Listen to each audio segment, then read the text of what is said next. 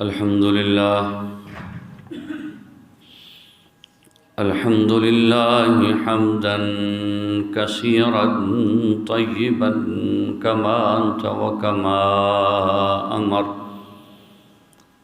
وكما تحب وترضى عدد ما تحب وترضى. الحمد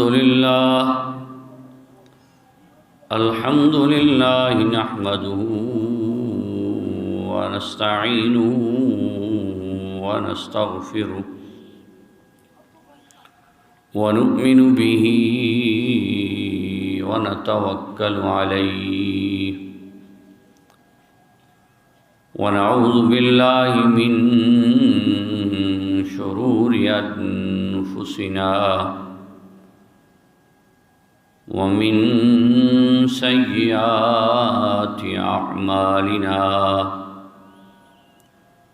من يهده الله فلا مضل له ومن يضلله فلا هادي له. ونشهد أن لا إله إلا الله وحده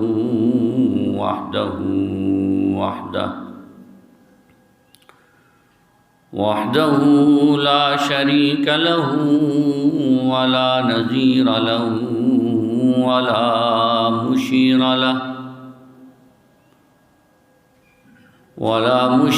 له ولا منير له ولا معين له. ونشهد أن سيدنا وسندنا وشفيعنا ورسولنا ونبينا وحبيبنا وحبيب ربنا وطبيبنا وطبيب قلوبنا وهادينا ومهدينا محمد أرسله بالحق بشيرا ونذيرا وداعيا إلى الله بإذنه وسراجا منيرا. والصلاة والسلام على آله وأصحابه وأزواجه وبناته أجمعين وعلى الذين اتبعوه بالإيقان. أما بعد فاستعيذ بالله من الشيطان اللعين الرجيم. بسم الله الرحمن الرحيم. قال الله تعالى في القرآن المجيد والفرقان الحميد: لن ينال الله لحومها ولا دماؤها ولكن يناله التقوى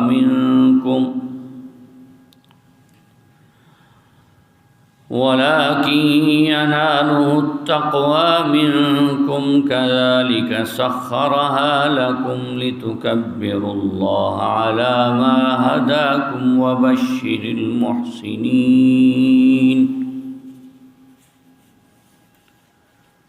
وفي حديث قال النبي صلى الله عليه وسلم: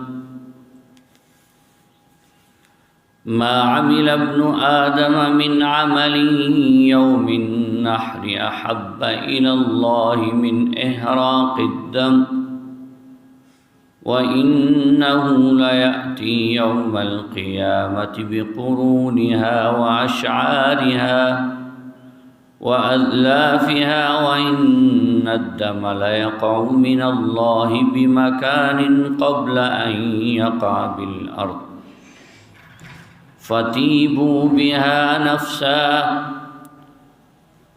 اللہ اکبر لا الہ الا اللہ اللہ اکبر وللہ الحمد. وفي حديث قال النبي صلى الله عليه وسلم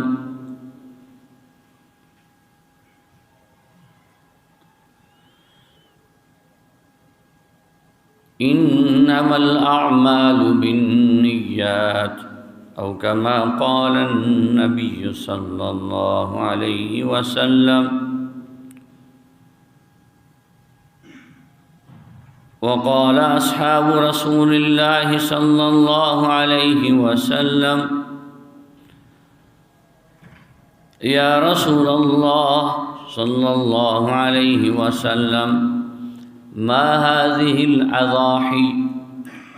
قال سنة أبيكم إبراهيم عليه السلام. قالوا فما لنا فيها يا رسول الله صلى الله عليه وسلم؟ قال بكل شعرة حسنة. قالوا فالصوف يا رسول الله صلى الله عليه وسلم؟ قال بكل شعرة من الصوف حسنة. إن الله وملائكته يصلون على النبي يا أيها الذين آمنوا صلوا عليه وسلموا تسليما. بآواز بلند درود شریف پڑھنا. اللهم صل على سيدنا ومولانا محمد وعلى آل سيدنا ومولانا محمد وبارك وسلم وصل عليه كما تحب وترضى عدد ما تحب وترضى.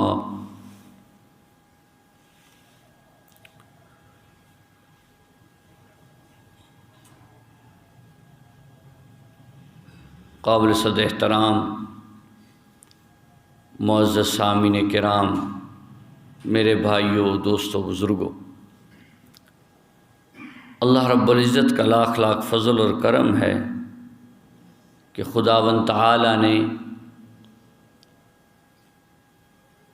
ہم سب کو زندگی میں پھر ایک بار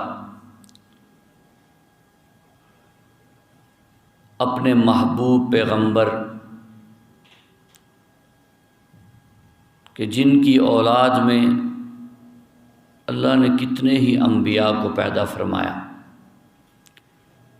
حضرت ابراہیم علیہ نبینا کی سنت اور رسول اللہ صلی اللہ علیہ وسلم کی اس سنت پہ مواظبت اللہ نے اپنے فضل سے ہمیں بھی اس ادا کو پورا کرنے کی توفیق عطا فرمائی.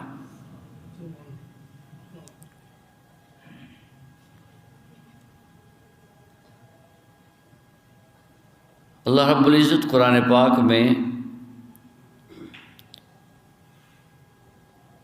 پہلی سورہ فاتحہ میں ارشاد فرماتے ہیں، بندہ دعا کرتا ہے اہدنا الصراط المستقیم صراط الذین انعمت علیہم.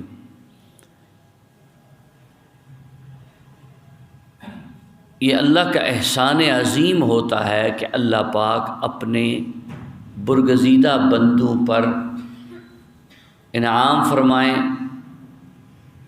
ان سے کچھ امتحانات لیں، آزمائشیں لیں، پھر ان کو مراتب پہ فائز کریں، پھر بعد میں آنے والے انہی اداؤں پہ چل کے اللہ سے اللہ کی رضا کو حاصل کر سکیں.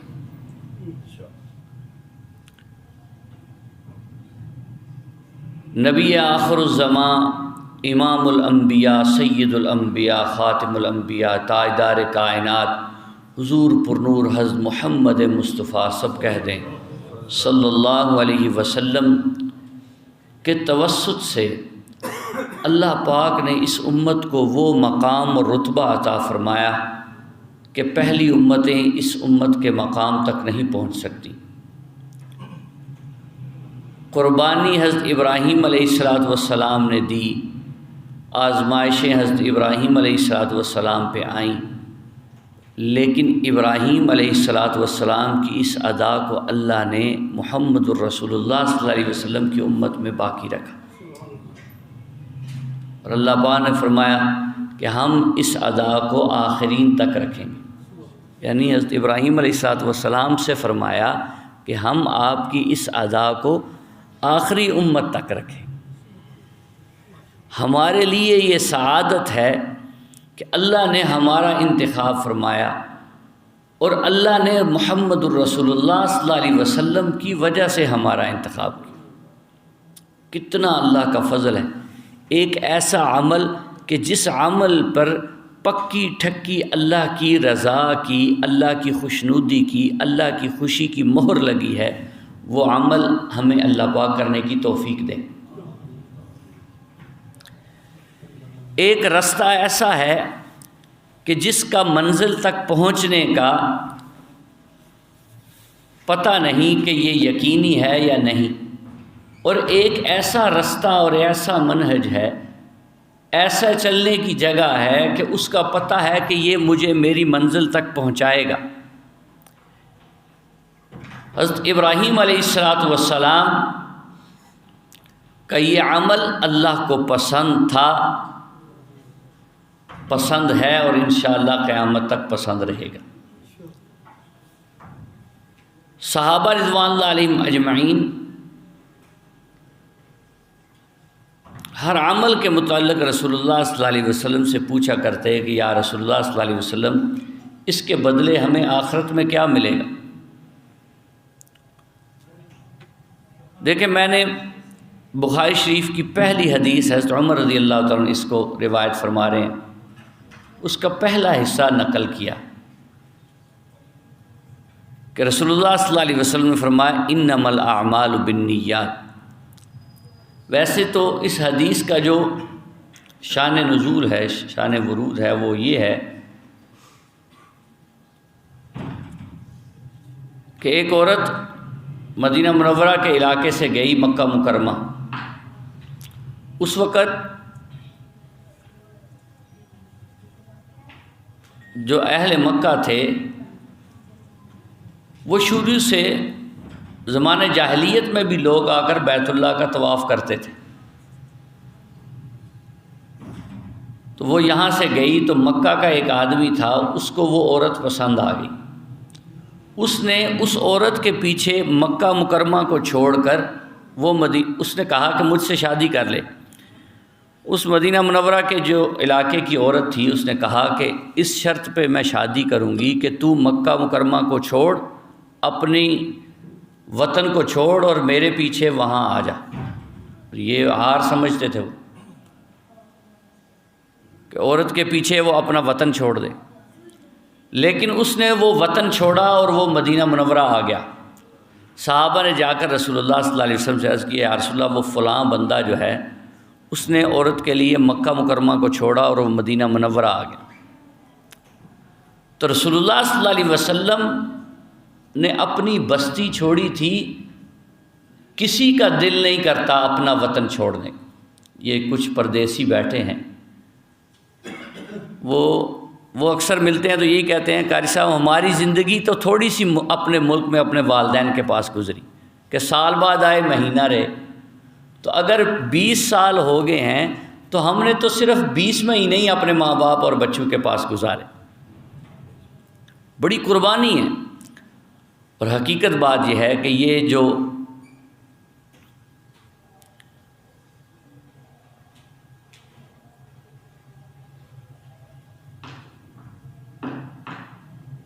اب میں پہلے بھی کہہ چکا ہوں کہ جب بیان ہو رہا ہو باہر نماز پڑھ لیا کریں، اگر پڑھنی ہو خطبے کے دوران، یہ چیچا میرے سامنے آ کے پڑھ دے، باہر جگہ ہے، انسان بات کر رہا ہے، وہ بات کرتے سارا دھیان اس طرف چلا جاتا ہے۔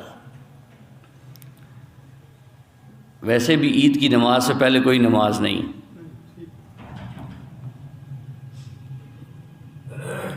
رسول اللہ صلی اللہ علیہ وسلم کو صحابہ نے جا کے عرض کیا، یا رسول اللہ صلی اللہ علیہ وسلم،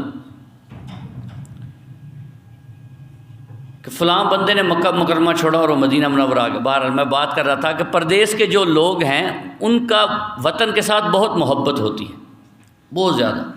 ہم جو وطن میں رہتے ہیں ہم بھی محبت کرتے ہیں، لیکن اتنی نہیں کرتے جو پردیسی ہیں جو وہ کرتے ہیں. ہر وقت ان کا دھیان اپنے وطن کی طرف لگا ہوتا. تو رسول اللہ صلی اللہ علیہ وسلم مکہ مکرمہ میں پیدا ہوئے. یہ وہ مکہ مکرمہ ہے جس میں سارا واقعہ حضرت ابراہیم علیہ السلام کا سنایا، حضرت اسماعیل علیہ السلام کا، آب زمزم کا. حضرت آدم علیہ السلام نے یہاں پر ابتداءً بیت اللہ کی تعمیر کی. انبیاء کا مسکن ہے. اور رسول اللہ صلی اللہ علیہ وسلم کا شہر. تو رسول اللہ صلی اللہ علیہ وسلم کی منشا نہیں، کسی کا دل نہیں کرتا اپنا وطن چھوڑنے، لیکن اللہ کی طرف سے حکم تھا کہ آپ مکہ مکرمہ کو چھوڑیں اور اپنے دوست کو ساتھ لیں اور مدینہ منورہ چلے جائیں. حدیث میں آتا ہے نبی علیہ السلام مدینہ منورہ میں چوٹی پہ چڑھ کر ٹیلے پہ مکہ مکرمہ کی طرف اپنا رخ انور کر کے رویا کرتے تھے. اپنا شہر یاد آتا تھا، اتنی محبت تھی وطن کے.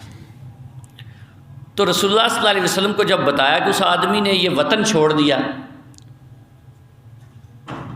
تو رسول اللہ صلی اللہ علیہ وسلم نے فرمایا انما الاعمال بالنیات وانما لامرئ ما نوى فمن كانت هجرته الى الله ورسوله فهجرته الى الله ورسوله ومن كانت هجرته الى دنیا او امرأة يتزوجها فہجرتہ الی ما ہاجر الیہ او کما قال النبی صلی اللہ علیہ وسلم. یہ بخاری شریف کی پہلی حدیث ہے.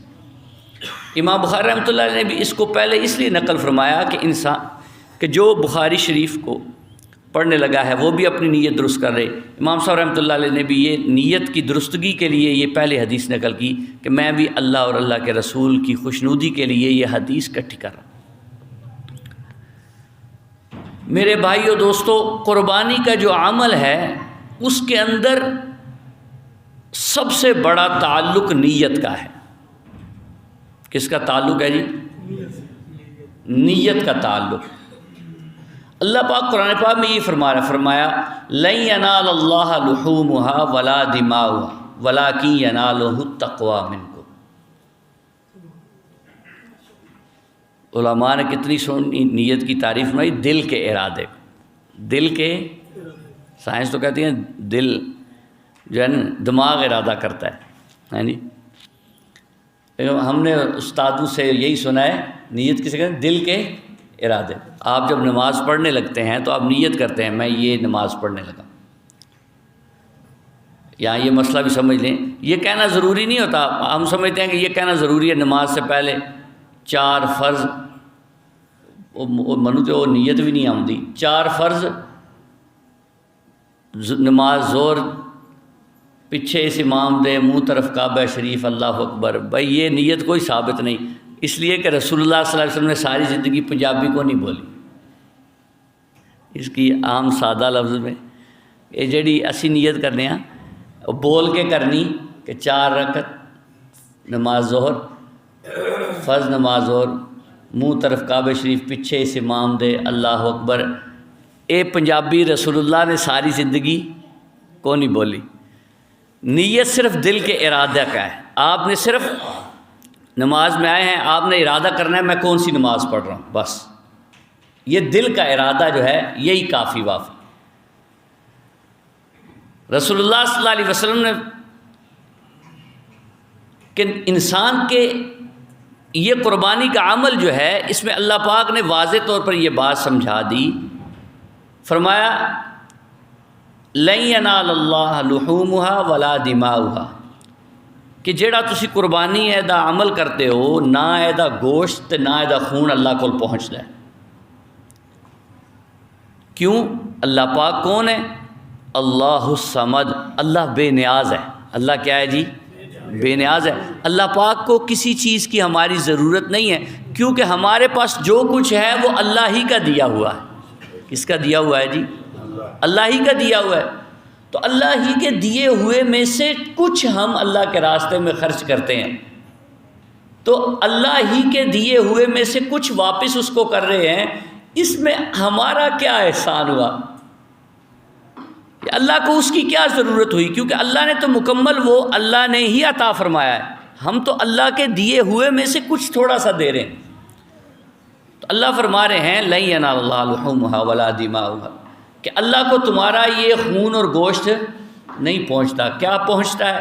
وَلَٰكِن يَنَالُهُ التَّقْوَىٰ مِنكُمْ، تمہارے دل کا جو ارادہ ہے وہ پہنچتا ہے، کہ یہ تم قربانی کا جانور لائے ہو، یہ اللہ کی رضا کے لیے لائے ہو، اس قربانی کے گوشت سے تم غربا،